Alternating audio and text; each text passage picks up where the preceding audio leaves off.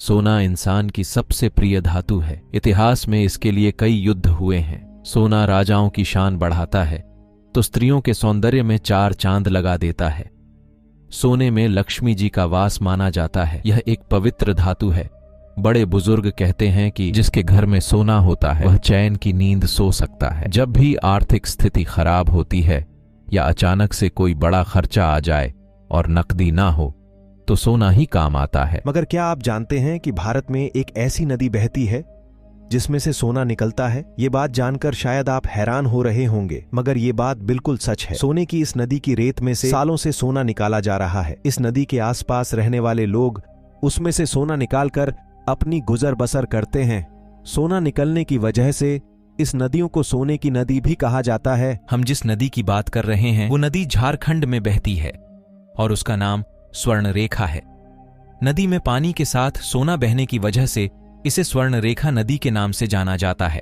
इस नदी का नाम है स्वर्ण रेखा नदी, जो झारखंड, पश्चिम बंगाल और ओडिशा के कुछ इलाकों में बहती है। स्वर्ण रेखा नदी रांची से 16 किलोमीटर दक्षिण पश्चिम में स्थित नगड़ी गांव में रानीचुआ नाम की जगह से निकलती है। झारखंड में बहते हुए यह ओडिशा, पश्चिम बंगाल से होते हुए बालेश्वर नाम की जगह पर बंगाल की खाड़ी में गिरती है।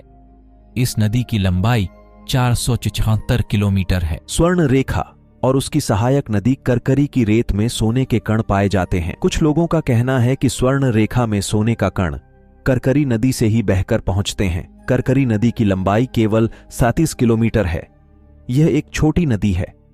आज तक यह रहस्य सुलझ नहीं पाया कि इन दोनों नदियों में आखिर कहां से सोने के कण आते हैं। झारखंड में तमादी और सारंडा जैसी जगहों पर नदी के पानी में स्थानीय आदिवासी रेत को छानकर सोने के कण जमा करने का काम करते हैं। एक व्यक्ति महीने में 60-80 सोने के कण निकाल पाता है। कणों का आकार चावल के दाने या उससे थोड़ा बधा होता है। यहाँ के आदिवासी बारिश के मौसम को छोड़कर पूरे साल ये काम करते हैं।